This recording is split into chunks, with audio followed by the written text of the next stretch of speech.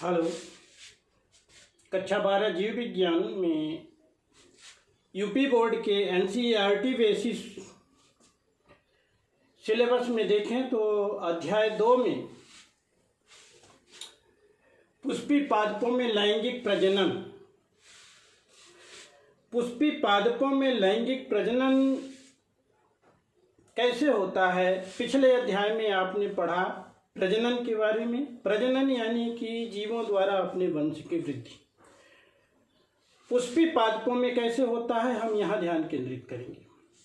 प्रजनन 2 प्रकार के आपने पढ़ा था, लैंगिक प्रजनन, अलैंगिक प्रजनन। लैंगिक प्रजनन में जनन अंगों का प्रयोग होता है और लैंगिक प्रजनन में जनन कोशिकाएं जरूरी नहीं हैं, बल्कि बॉडी के किसी अन्य पार्ट से, जड़ से, तना से, पत्ती से, पुष्प के जनन अंग से नहीं, बाकी के भाग से। जैसे जिमीकंद में पुष्प से होता है तो उसका वंश चलता है, नए जीव का उत्पाद होता है, वह तो अलैंगिक प्रजनन होता है।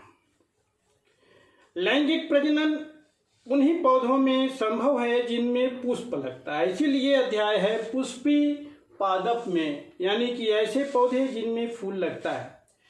पुष्प के बारे में बच्चों आप जानते हैं कि पुष्प पौधे का सबसे खूबसूरत भाग होता है।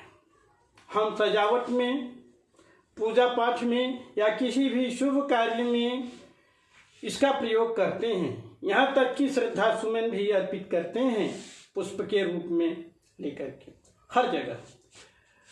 क्या आप सोचे हैं कि पुष्प कितने प्रकार के होते हैं?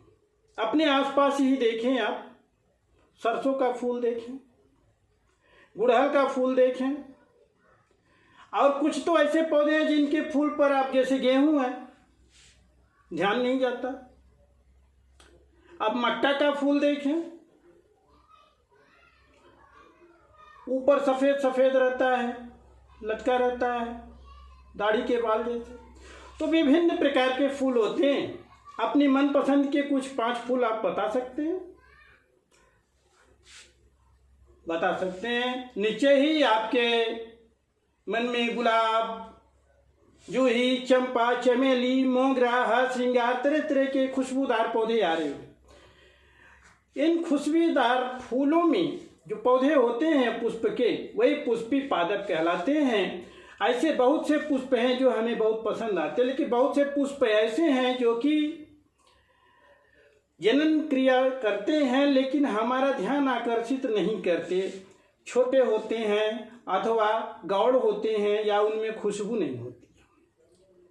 अब किन फूलों में खुशबू होती है, नहीं होती है, क्यों नहीं होती है, ये सब अलग बाद में अध्ययन करेंगे। अभी हम एक सामान्य पुष्प के बनावट की बात करते हैं। पिछली कक्षाओं में आपने पढ़ा होगा, सबसे सिंपली हम सरसों का यानी कि ब्रेसिका कैम्पेस्ट्रिस के फ्लावर को लेते हैं तो उसमें देखते हैं मुख्य भाग क्या क्या हैं पुष्प के।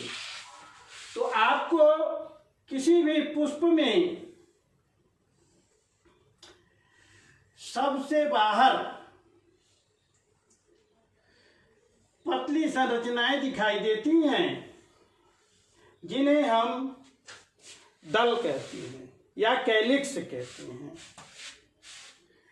जब पुष्प खिला नहीं रहता है, ब्लूमिंग नहीं रहता है, कली अवस्था में होता है, तो फूल का यही दल हिस्सा उस पूरे पुष्प की सुरक्षा करता है। लेकिन जब पुष्प खिल जाता है तो यह दल नीचे की ओर हो जाता है, गौड़ हो जाता है, और ये नई पंखुड़ियाँ जिन्हें हम कहते हैं खिल जाती हैं। इन्हीं पंखुड़ियों को हम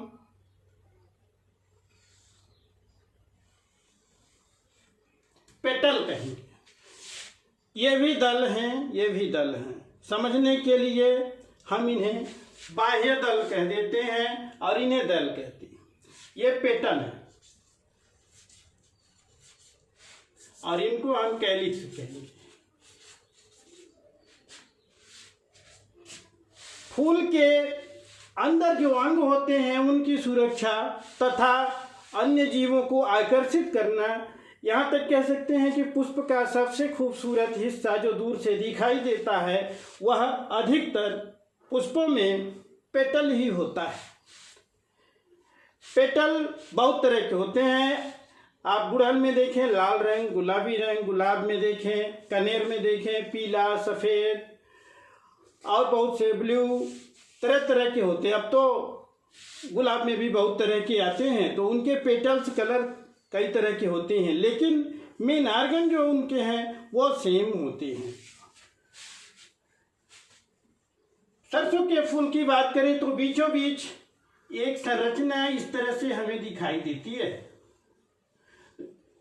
यह संरचना ऊपर जाके थोड़ी सी गोल सी रहती है। इस संरचना को, पुष्प के इस बीच वाली संरचना को स्त्री केसर या यांग कहते हैं। यह पूरा हिस्सा पुष्प का मादा भाग होता है। इसमें पुष्प के मादा भाग में सबसे ऊपर का जो हिस्सा होता है वह वर्तिकाग्र होता है।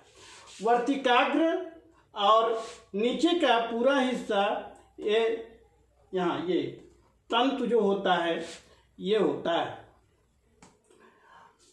अब इसमें और संरचनाएं निकली होती हैं। यदि हम सरसों की बात करें तो 6 संरचनाएं होती हैं, 2 छोटी छोटी, 4 बड़ी बड़ी। हम किसी एक संरचना का चित्र बना के समझ लेंगे, इस तरह से होती हैं। इस तरह की संरचनाएं होती हैं।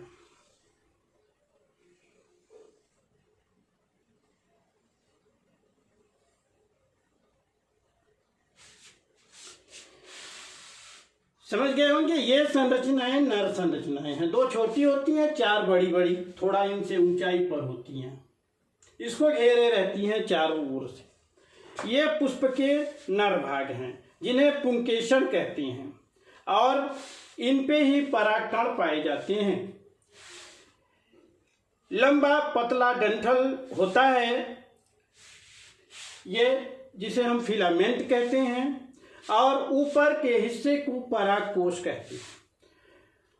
परागकोश नाम से ही पता चलता है, परागकोश अर्थात इसमें परागकण पाए जाते हैं। परागकण क्या होते हैं?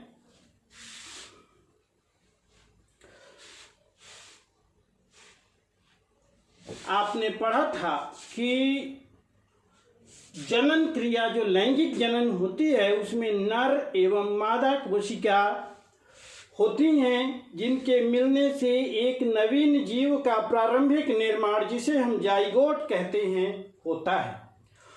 तो जो 2 कोशिकाएं विभाजित होकर के रेडी हैं, एक नर एक मादा, तो नर जनन कोशिका जो है, जिसको स्पर्म या शुक्राणु कहते हैं, वह ही इस पर पाया जाता है।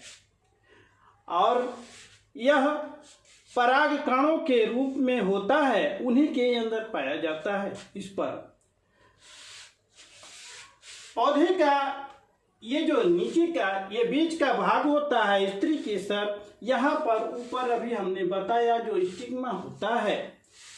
जब परागकण यहाँ से यहाँ पहुँचता है तो परागकण में ही शुक्राणु होते हैं, जो कि यहाँ स्त्री के इस पुष्प के मादा भाग में भी जनन कोशिका है, जिसे हम ओवा या ओवम कहते हैं। वह ओवरी में होता है। ओवरी यहाँ पर आप ध्यान देंगे थोड़ा फूला हुआ हिस्सा होता है, तो यहाँ ओवरी में ओवम होता है। अब यहाँ से जब परागकण यहाँ पहुँचते हैं, कैसे पहुँचते हैं यह अलग विषय है, आगे पढ़ेंगे। लेकिन इनके पहुँचने को परागण कहते हैं, यह कई विधियों द्वारा होता है।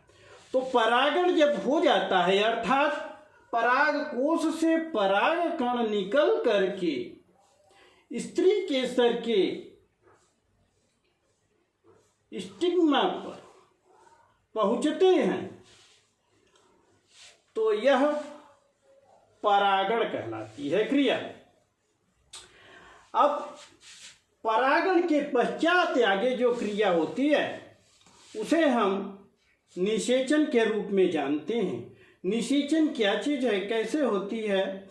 जब परागकण यहाँ पहुंच जाते हैं, यह हिस्सा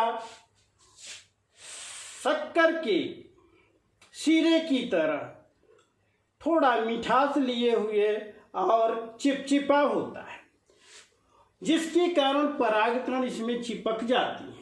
चिपकने के बाद एक परागकण की हम कल्पना करें तो उसमें से महीन धागे जैसी संरचना निकलती है, लटकती है, जैसे पिघल करके नीचे आ रही हो यहाँ से, और ऐसे नीचे यहाँ ओवरी तक आ जाती है। और उसी धागे नुमा संरचना के अंदर से स्पर्म यानी कि नर जनन कोशिका आती है और ओवा से मिलती है। यहाँ जो ओवम होता है उससे जब स्पर्म आता है पौधे के इस भाग से, तो वह स्पर्म इस तरह से होता है, आगे एक हेड होता है और पीछे पूंछ होती है। ऐसे बहुत से तंतु आते हैं, बहुत से स्पर्म आते हैं और जितनी ओवम है सबके चारों ओर टकराते हैं। इस तरह से एक ओवम से हजारों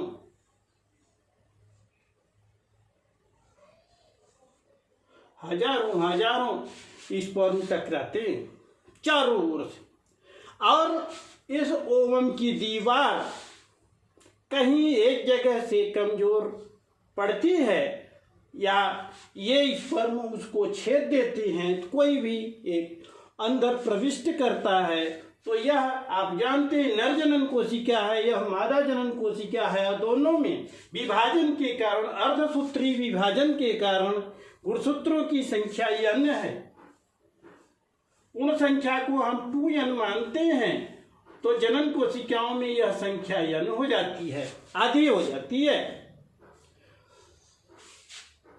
तो n इसमें है, n इसमें, यानी कि नर एवं मादा दोनों जनन कोशिकाओं में n है। तो ये जब इसमें मिल जाता है, इस तरह से इसके अंदर, ओवम के अंदर यह भी पहुंच जाता है, तो इस तरह से ये कोशिका n प्लस n अर्थात 2n हो जाती है, और यही क्रिया निषेचन कहलाती है। यानी नर जनन कोशिका और मादा जनन कोशिका का मिश्रण ही निषेचन हुआ। निषेचन के पश्चात ये जो संरचना बनी 2n संरचना, इसी को जाइगोट कहते हैं। जाइगोट यानी युग्मनज। अब यह जाइगोट डेवलप करता है और एक नए पौधे की तैयारी करता है, जिसमें बीज और फल का निर्माण होता है। अब कैसे होता है आप देखेंगे। अभी हमने बताया कि ये जो ओवरी है, नीचे का भाग है अंडाशय, फूला हुआ भाग, और फूल का ये जो तल है जहां से ये डाल से फूल लगा हुआ है, इस हिस्से को पुष्पासन कहते हैं।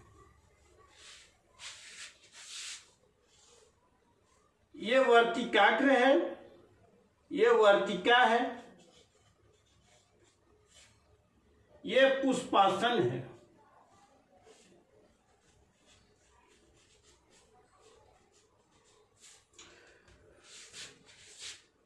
वर्तिकाग्र पर परागकण आए और वर्तिका से होते हुए अंडाशय में पहुंच गए। अब हम इस अंडाशय को अगर हम विस्तृत करके देखें तो हम इसमें पाएंगे कि अलग अंदर बीजांड होती है। ऐसे एक फली, जो सरसों की फली जो विकसित नहीं होती है, उसको आप अगर चीर कर देखेंगे तो उसके अंदर ऐसी ऐसी संरचनाएं पाएंगे। आप समझते हैं आगे चल करके यही संरचनाएं, जो छोटी छोटी संरचनाएं हैं गोल गोल, ये संरचनाएं सरसों का रूप धारण कर लेती हैं, यानी कि बीज बन जाती हैं। और ये बीज पूरा जिस संरचना के अंदर बनता है,